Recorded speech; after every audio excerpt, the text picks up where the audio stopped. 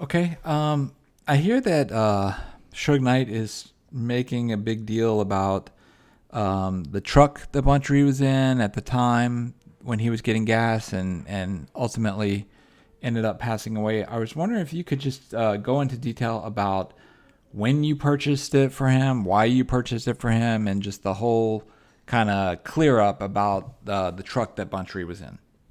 Yeah, I don't know. I heard Suge rambling on somewhere about the the truck got taken from me or seized or I don't even know what he was talking about, to be honest. I can half listen to Suge anymore.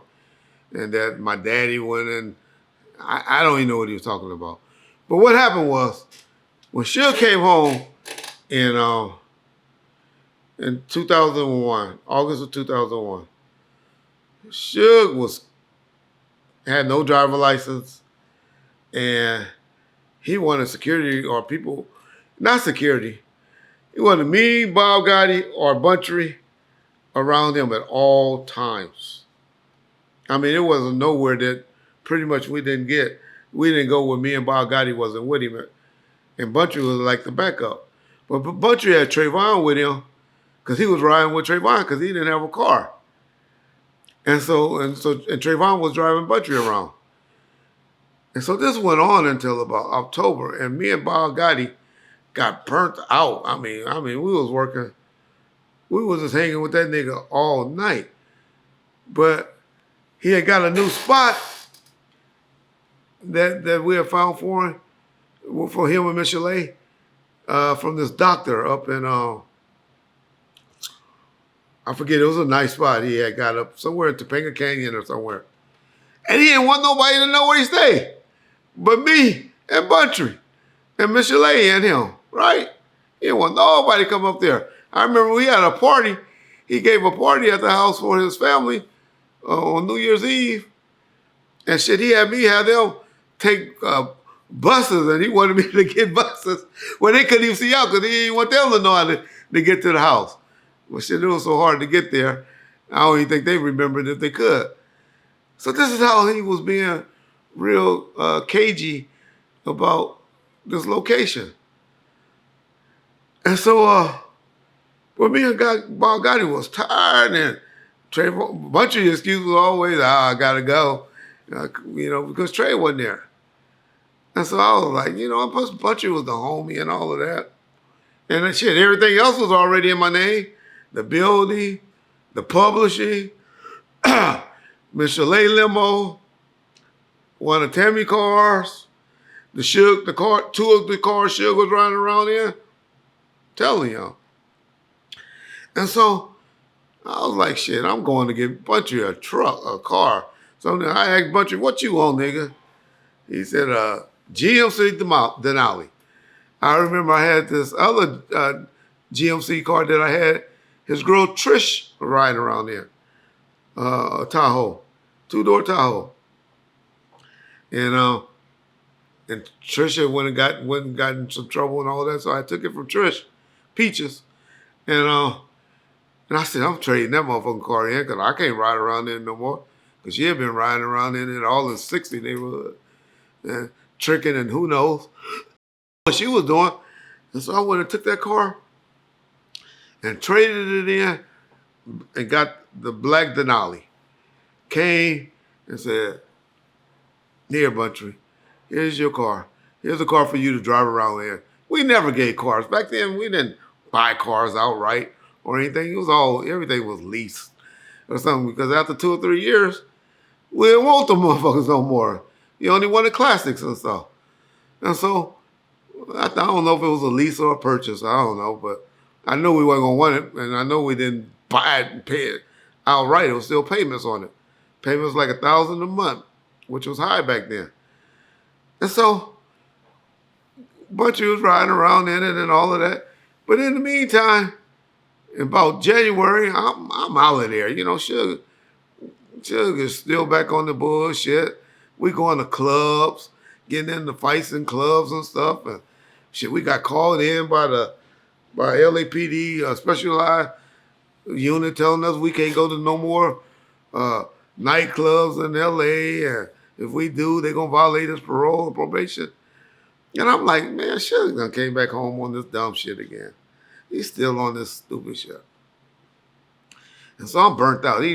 I had a number of white folks working around the office and shit. You know, office all clean. He coming home, firing everybody, treating them like shit, treating all the white folks like shit, right? Hiring all these thugs and all these niggas and that didn't want to do nothing but sit around and party with him all night and smoke. You know, yeah, whatever. So I'm like, you know what? I'm out of here. You know, I ain't getting my house raided no more because by that time, my house had been raided about 2 times behind this bullshit. And I'm like, oh, man, and then I got, you know, now my name is good out there. I got executives coming trying to get me to want to hire me. So I go get this job at this company called American Music with Dave Mishery, where I had All for One and the boys from Chicago. I can't never think of their name, but they were real big. Busy Bone, the Relatives, and all of them. So I'm running this urban department over there, and I'm doing all of this music with American Music. And so I leave, right? And I leave the car. During that time, now niggas is tripping, and Bountry get killed, right? In my car, right? Y'all done heard all the rumors, which I'm glad Suge proved. Talking about my daddy was in the car. You know how all the speculations go. Y'all seen that got cleared up. Even Suge, everybody know now it was Tie Stick. Pretty sure we all agree it was Tie Stick in the car now, right? So y'all know when a car get involved in a murder and all of that at a murder scene, what they gonna do? The police gonna impound it. They impound it, right? Section it, check it out. About a week later, they released the car to me. The registered owner, who was me. I go get the car. I ain't fucking with Suge and them no more and all of that. And so I'm fucking with this nigga Tata, Lloyd Lake now. The nigga that, you know, me and him was partners with the Relatives and all of that. I go and let Lloyd Lake, Tata, start driving the car and doing it. That's my new partner. You know, me and him been doing business together. And then he get popped. He get arrested doing some dumb shit, you know. And so then I go take the car from Lloyd Lake, Tata. And then, so that's the history on the car. What Suge talking about? Anything else is this Suge speculating. Don't know what he's talking about. Well, I don't understand. But so that's the history on the car. Bountry family ain't never was entitled to the car, thought about the car, or probably even wanted the car. Who wanted a car where somebody got killed in it? You know? Ain't nobody from their family ever asked me to inquire about the car. I remember a couple of times Suge was supposed to look out for Bountry's son, and they were trying to repossess his car.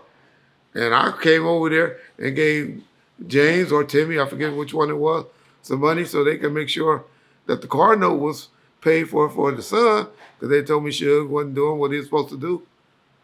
But all the other stuff Suge is talking is jibber jab. He done learned. Weaponized Bountry against Reg for not coming to the funeral and this, and get the homies against me in his mind, or maybe trying to get James against me. I don't know. And then y'all know how he like to use Tupac as a weapon against people.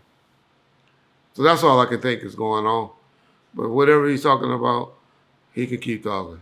It ain't gonna change my life one way, and ain't gonna get him out of prison from having to do those 9 years that he got left. See you in 2034. Hopefully you can see me in 2034. I don't think you're going to be able to see me. You can't see me. Peace, Bound first.